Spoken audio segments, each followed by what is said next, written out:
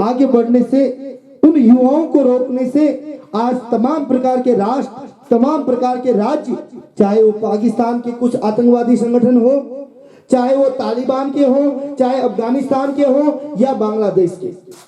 कुछ ऐसे लोग जो हमारे हिंदुस्तान को नेस्तनाबूद करना चाहते हैं, जो इस भारतवर्ष को, इस भारत माता को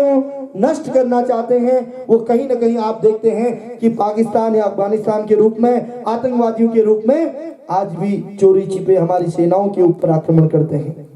एक और वो जवान जो 20 साल, 25 साल, 30 साल की उम्र में अपने देश की आन बान शान बचाने के लिए अपने प्राणों को न्यौछावर कर देते हैं। एक वो माँ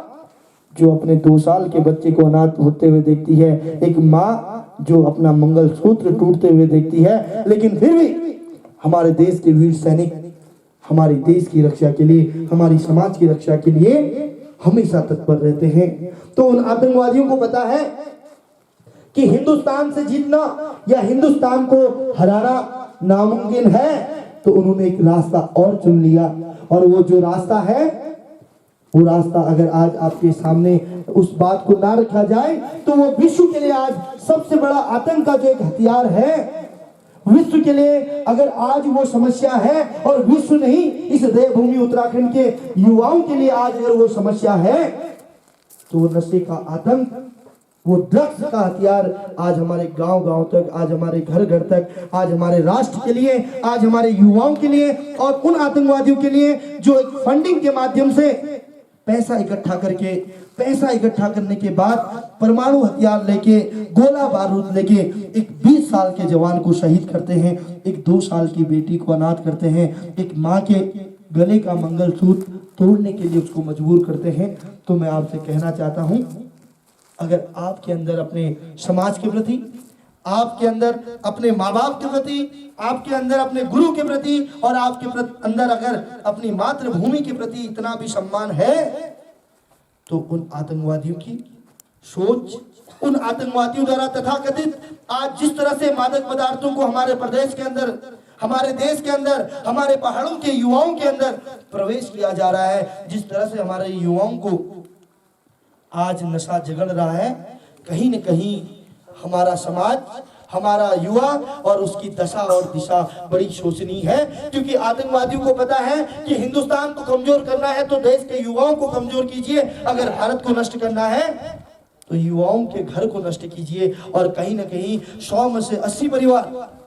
100 में से कहीं ना कहीं आज 80% लोग युवा किसी न किसी रूप से नशे में ग्रसित हैं। लोग कहते हैं कि सूखा पेड़ नहीं मुड़ता, उनको नहीं सुधारा जाता। अरे कौन कहता है कि मिट्टी कंकड़ पत्थर में बैठने वाला बच्चा आसमान में नहीं उड़ सकता, और कौन कहता है कि 6ठी से लेकर 12वीं तक में पढ़ने वाला बच्चा अगर गलती से भी उसने नशा किया हो तो अपनी उस मातृभूमि के लिए, उस माँ के लिए उस नशे को नहीं छोड़ सकता। अगर हमारे पहाड़ का बच्चा मिट्टी कंकड़ पत्थर में बैठ सकता है, अगर वो 8 किलोमीटर डेली पैदल चल सकता है, वो 10 किलोमीटर पैदल आ सकता है, तो हमारा हिंदी मीडियम का बच्चा अगर 6 साल ढंग से पढ़ाई कर ले तो कौन कहता है कि हमारा पहाड़ पर पढ़ने वाला बच्चा किसी अंग्रेजी मीडियम वाले का मुकाबला नहीं कर सकता। और कौन कहता है कि जमीन में बैठने वाला बच्चा, अभाव में रहने वाला बच्चा एक नया इतिहास नहीं रख सकता। आज भी इतिहास गवाह है हिंदुस्तान का, आज भी गवाह है उत्तराखंड का इतिहास कि हिंदी मीडियम में पढ़ने वाला बच्चा, मिट्टी कंकड़ पत्थर में बैठने वाला बच्चा, 5 सब्जेक्ट पढ़ने वाला बच्चा, 30 मिनट 40 मिनट अंग्रेजी पढ़ने वाला बच्चा, सबसे ज्यादा अगर आईएएस देखोगे, सबसे ज्यादा वक्ता प्रवक्ता देखोगे, सबसे ज्यादा अगर डॉक्टर इंजीनियर समूह गांव के फॉर्म्स में अच्छे वक्ता प्रवक्ता, टेक्निकल मेडिकल तमाम प्रकार के सेक्टर में देखेंगे तो हमारा हिंदी मीडियम का बच्चा सबसे आगे जाता है। तो कौन कहता है कि हमारा हिंदी मीडियम का बच्चा बढ़ नहीं सकता। केवल आवश्यकता है अपने शरीर के बारे में सोचने की, केवल आवश्यकता है अपनी सोच को परिवर्तित करने की, अपने मनोबल को बढ़ाने की, अपनी इच्छा शक्ति को जीवित करने की। केवल आवश्यकता है उस माँ के बारे में सोचने की, उस पिता के बारे में सोचने की जो अभी भी खेतों में लेबरी कर रहे होंगे, जो खेतों में जंगलों में घास काट रहे होंगे। वो किसी का पिता जो देश के लिए अभी शहीद होने के लिए खड़ा है, वो किसी का पुत्र जो बूढ़ी आंखों की लहाटी एक सहारा बन के माँ बापों का सहारा बन सकता था, लेकिन देश की रक्षा के लिए अपने आप को न्यौछावर करता है। मैं निवेदन करना चाहता हूं, अगर इनमें से कोई ऐसा मित्र, ऐसा कोई दोस्त, ऐसा कोई बच्चा इस नशे रूपी राक्षस से ग्रस्त हो,